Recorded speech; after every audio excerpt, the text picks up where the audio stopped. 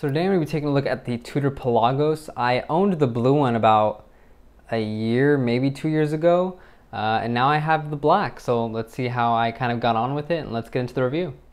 We have a diameter with the bezel of 42.2, a diameter without the bezel of about 41, lug to lug of 50, and a height of 14.3 with a lug width of 22 millimeters. Some other general specifications for the watch: we're going to have the Tudor in-house MT5612 movement in here. It's regulated to COSC because it says chronometer on there, so it's supposed to be running, I believe COSC is like +6, -2. I'll correct that somewhere over here, but basically mine's running between -1 to +3. It's pretty consistent within that range, so no complaints about the accuracy. We have a 70-hour power reserve, which is pretty cool. Helium escape valve, which is useless, but I guess they put it there. 500 meters of stated water resistance with a screw-down crown. We have a sapphire crystal on the front here, closed case back, and a 60-click unidirectional bezel. And Tudor don't really say what lume they use, but it is fairly white and has a nice blue glow. Last but not least, the watch retails for around $45.75 at full retail, and if you get it on the used market, you're looking between about $3,400 to $4,000 depending on condition, and basically if you're getting the ETA version or this version and whatnot. So looking at the dial here, and it is very much classic Tudor. It has the square rectangular hour markers, so rectangles for the 6, 9, and a triangle at 12, and then squares everywhere else. We have a nice kind of somewhat balance between the 9 o'clock and the 3 o'clock date window. What I really like about this dial in particular is each of these hour markers are recessed into the outer chapter ring. So there's actually like a cutaway point, and they just sit recessed in there, and the outer ring is sloped. And it adds a nice depth to the watch. It looks nice. It looks just thought out and well designed. And I really like that aspect, and it'll come to life a little bit more when we zoom in, but it's nice that it's not just one-dimensional and flat. Of course, we have the classic Tudor snowflake style hands with the kind of blacked out portion in the middle here to blend in with the dial somewhat, and then the white everywhere else. One thing to note is that everything, including the hour markers and the hands, are kind of outlined in this white material, which I think is slightly whiter than the actual lumen fill. So there is a little bit of a contrast there. Not my favorite, but it doesn't look too bad in most lights. One of the biggest points of contention for this watch is how much text there is at the bottom here. We have 5 lines of text.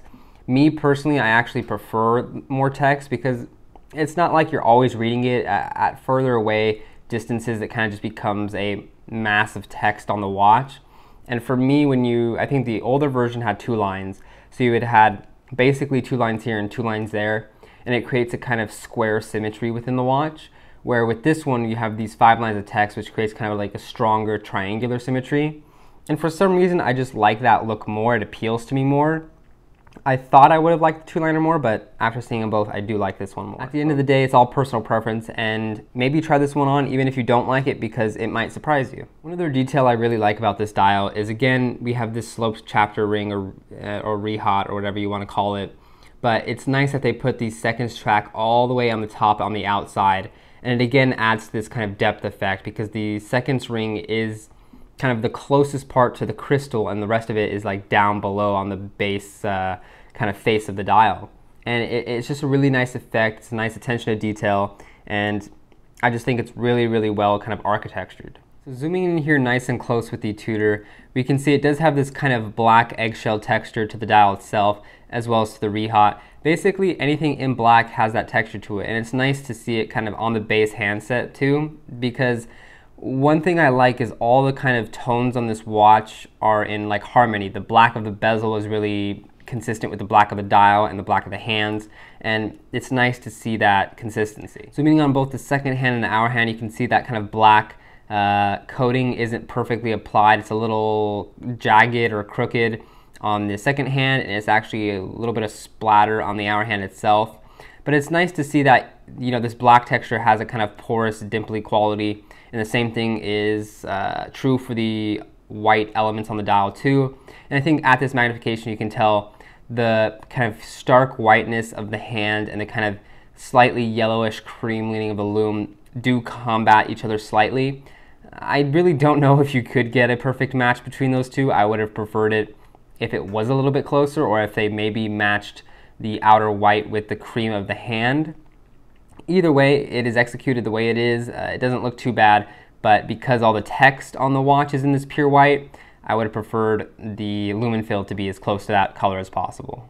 All the markers, there aren't really any blemishes. It's all applied really nicely. The Lume infill itself is pretty finely done. What I like about these markers too is there's a real depth to them. Like, they are fairly tall off the dial, and it's just nice to see as they're not obviously not printed on there. I do wish the Lume fill went slightly above the marker more, just or the edge of the marker, just because it would have added a little bit of extra depth. But I mean, the Tudor is already kind of overflowing with depth otherwise, so not the biggest kind of a con to the watch. Overall, text done really well. This black kind of coating is done nicely. There aren't really any imperfections on this watch other than the kind of slight, I guess, misprinting or mispainting with the hand stack here. Everything looks pretty nicely done. Everything is really just well executed. So good on Tudor, and it is nice even under macro. So taking a look at the case of this watch, and it's kind of somewhat a classic oyster case. We have this very relatively, I would say, thin mid case for a 500-meter diver, honestly. It doesn't look too blocky, too chunky, and there's a slight curve to that mid case. So although it's not the most ergonomic case in the world, it is better than a complete slab-sided, just unergonomic thing. We can see the kind of case back is slightly larger, so a part of that 14mm thickness is just that kind of case back riding into the wrist. So it really isn't as thick as it appears at first. Overall, the entire case, done in titanium, of course, which I probably forgot to mention in the beginning, but this is a titanium watch for case and bracelet. And it's all done in this brushed kind of finishing. We do have the kind of circular brushing along the lug tops. This nice chamfer, which is also done in brush, which I really haven't seen very often. A horizontal brushing on the case sides. The nice Tudor shield for the crown there.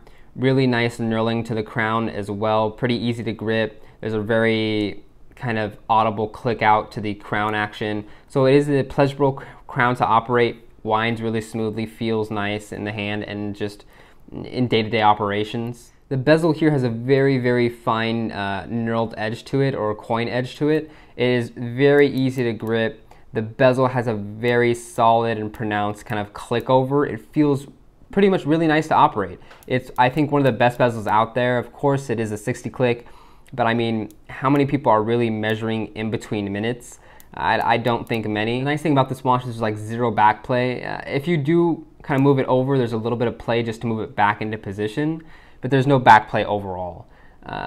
So really nice audible click to that bezel, really good action, feels very sturdy, feels very intentional, and it's one of the best bezels out there. What I do really like that they did with the kind of case design and just general bracelet ergonomics is that they did female end links. This is a 50mm lug-to-lug watch, which is already fairly large, all things considered. But because they have the female end link there, it doesn't extend the length of the bracelet any more than it has to. It will drape really nicely. If you're only 50mm across on the wrist, it'll drape right down.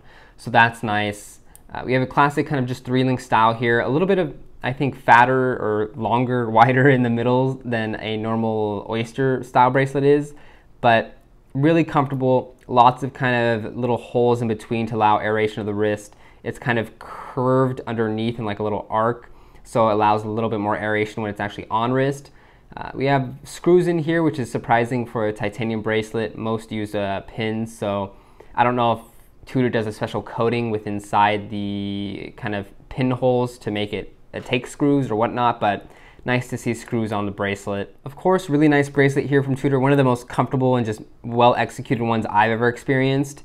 We have this ball bearing on both sides, so when you clasp it closed from this point of view, really smooth actuation but really sturdy, and then you still have this side for the flip lock over here. Really just premium feel to the actuation of the clasp, and it's really nice. And we have the kind of Tudor logo nice and kind of designed into the clasp there, which is just a really nice touch. We have this kind of classic Pelagos extension here, and then this slight little micro adjust you have by pulling down on the bracelet and just adjusting it to whatever fits your needs. So nice to see micro adjust there. I usually wear it on this hole just because that's how the bracelet fits me best, and you have this kind of flexion of expansion all the time.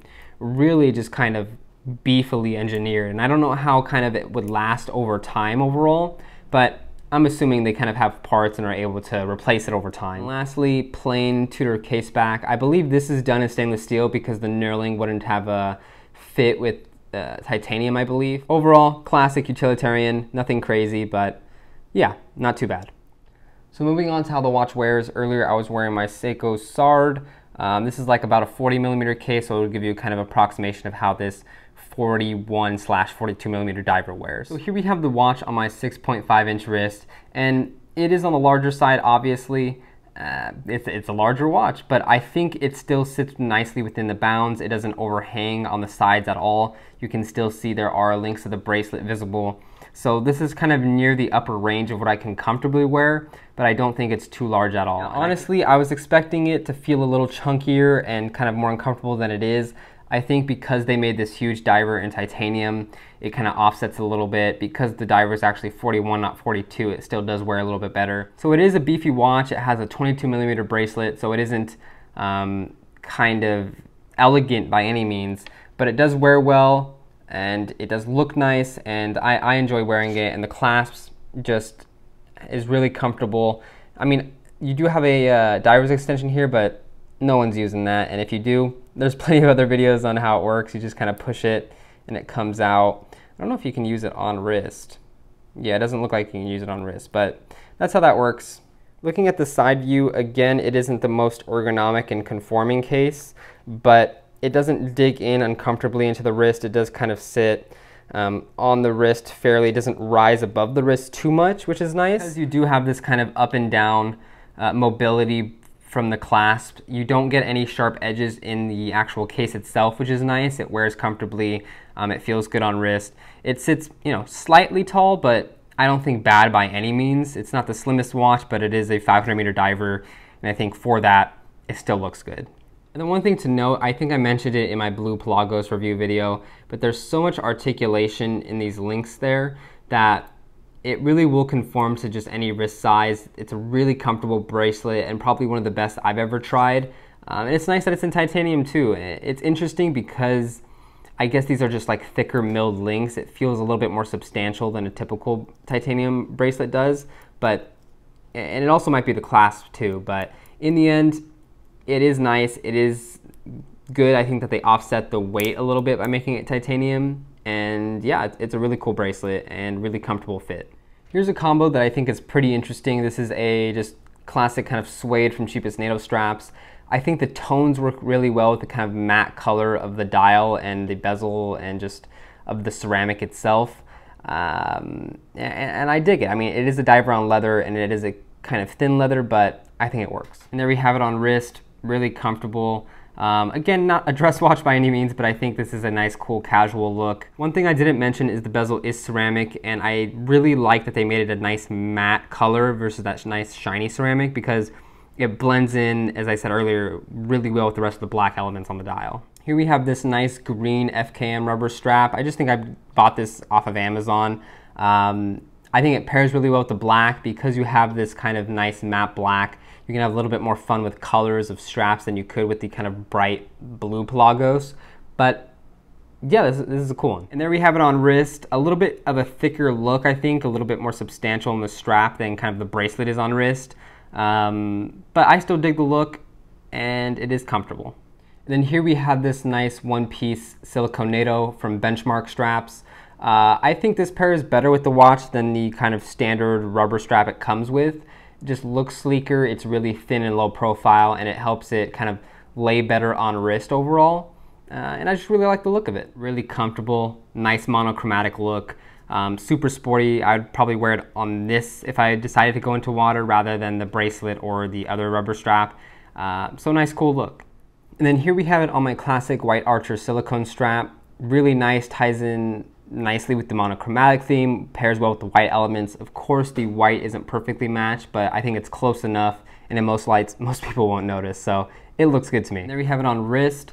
Most of the time I do wear the watch on bracelet. I think it just is perfectly paired with the bracelet, and I think it's almost most comfortable on the bracelet sometimes, but it's nice to change it up every once in a while. And the last strap we have is the stock kind of rubber strap that comes in the box with the Pelagos. It has this really nice kind of texture on the bottom that allows some space for the wrist to get some air in. Really good high quality strap. It uses the actual bracelet end links to integrate into the watch, which I think is a really kind of classy look. Has this kind of just ridge down the middle, which follows the kind of mid link there. So really well designed, nice kind of Tudor clasp there. It is a nice strap, pretty substantial, good rubber, but you know, it is great for a free strap. I just haven't worn it on this a ton. I think on this strap it ends up looking a little bulky. It definitely amps up the industrial look of the watch. I don't think it looks bad by any means, but it's just not my style at all. One thing I will note is, I haven't said it before, but these end links are like really sturdy. They fit in there like as precisely as possible. It's a really substantial and just perfect fit inside of the lug there. So it's nice that you have this strap that integrates with the end link. And it even comes with this kind of like dive extension rubber strap that you can use instead of the standard other tang. But I mean, such a minority of owners would be using this. But it is cool that they put it in a box, kind of gearing more towards the professional. Taking a look at the Lume, you can see Tudor did a really good job. Very bright. You can read everything pretty much perfectly. The bezel has a really nice lume to it. I mean, it even lights up my hand. So it really is just kind of a torch of a watch. Comparing it to the Timex, you can actually see the Tudor is brighter. It really is a really good application of the lume here. Very nice blue glow to it, very bright, and not a disappointment. So moving on to pros and cons for this watch, I think one of the biggest ones is kind of the comfort that this watch has. The fact that it's made in titanium, the fact that it has the quick adjust in the bracelet, the fact that it has that kind of extension setting at the very end, and it's just comfortable. It is a larger watch, but the titanium offsets that. The fact that you can get pretty much a perfect fit offsets that as well. So it's nice that they kind of made a beautiful beast in the fact that it is large, it is unwieldy, it is a toolish watch by nature, but it still has an elegance to it that makes it wear well, makes it drape well. The bracelet has a lot of articulation in it, so it drapes really nicely across the wrist. There's not really any uncomfortability to it. The links are pretty fine. So it's just a really nice watch to wear despite its size. Kind of logically on from that point, I think the build quality of the Pelagos is really nice. It is cool to see a watch in this price bracket in titanium. There aren't really a lot of titanium watches in general. It's nice to see a diver kind of just doing something different. It's nice to see a bigger diver in titanium to kind of offset its size. And it's just really well made. Again, from the clasp to the actual just machining of everything else, it feels like a solid watch. It doesn't feel like dinky for a titanium piece, which is really nice. And overall, it's just a good watch, and I think Tudor did a good job making it. My last pro for the watch would be the fact that I think it's just kind of amazing value. It's around $4,500 retail, and you know, the fact that it comes in at half the price of a Submariner, the fact that it comes in around the same price as the Omega Seamaster, I think it's really well priced within the dive watch range. It offers a lot that those watches don't. It has a really unique aesthetic. It is undeniably Tudor. It has the snowflake hands. It has the square hour markers. It's not trying to be its quote-unquote bigger brother. It's its own watch. It's its own unique take on what a kind of modern diver would be. And I think it's Tudor's almost most perfect execution of a modern watch. And for that, I love it. And I think it's fair what they're asking for it, especially if you're gonna get it used. You're looking at between $3,000 if you're lucky to a low 3.8, 3.7. So it's a very fairly priced watch for all the things you're getting. So moving on to cons of the watch, and I honestly don't have many. The main con will be the fact that it's a little tall and it's a little slab-sided. I mean, the slab-sidedness comes with the fact that it's a Tudor / Rolex Oyster style case. The kind of height of it comes from the fact that it's like a 500-meter diver with a helium escape valve. I would like to see them kind of slim it down by not including the helium escape valve, maybe making it less water resistant, but I guess that's really the point of this watch, and I think it does wear surprisingly well for its kind of overall dimensions. And you know, I can't complain too much. It is a bigger watch and it's not meant to be a dress watch by any means. And for what it's worth, it wasn't uncomfortable wearing at any point. So it is a con, but it's something you can definitely overlook. My last con with the watch, I think, will be just the fact that it can come across as too kind of plain and almost boring. If you put it up next to an Omega Seamaster, the Seamaster just almost looks better in the fact that it has those curved lugs, it has the shiny surfaces, it has a more intricate dial. There's more quote-unquote luxury feeling / components in the Seamaster or really any other diver in that price range. And the Tudor is more just a no-nonsense, well-built, but at times boring watch. But if you like the aesthetic, if you like the fact that it's very matte, if you like the fact that although it uses a ceramic bezel, it's basically so matte that it doesn't look ceramic, it's fine. You know, I actually really like it because I think it's a break from the norm. It's not trying to be fancy, it's not trying to be crazy over the top in its finishing, and in the end, it's still a good watch. So final thoughts, and it just comes down to the fact that I do love the Pelagos. I think it is, as I said before, Tudor's kind of perfect reimagination of almost their vintage watches. It's their perfect idea what a modern watch should be. I do wish personally it was a little smaller, like if they did a Pelagos version of the Black Bay 58, that would be an amazing watch, and hopefully they would slim that one down, but you know, who knows what they would do. They'd probably make it thicker. But it's an amazing watch even for what it is. Again, a lot of people think it's too big at 42 millimeters, but the case is really like 41 millimeters, so it does wear better. I wish the lugs were slightly shorter, but even then, it still wears well on my small wrist, so most wrist sizes can probably accommodate the watch. It is well built. You're getting a lot of value for the money, the in-house movement, the titanium, the amazing bracelet, the amazing build quality, for what I don't think is even an unfair price at retail. So if you're kind of looking for a perfect dive watch, if you're looking for just a really cool titanium piece, if you're just in love with like a snowflake handset and the Tudor styling, but you can't afford like a vintage Tudor sub, this is a really cool watch to look at. I don't think you really will be disappointed if it's something you've been interested in, because as long as you can look past, I guess, the elements that make the Pelagos, which is kind of how tooly it is, then you're fine. I enjoyed my time with it. I love the watch. I'll probably be selling it, and I'll probably be buying it back again. I mean, it's just how it happens. But yeah, it's a good one. So I hope you enjoyed the video. Thank you for watching, and I'll see you in another one.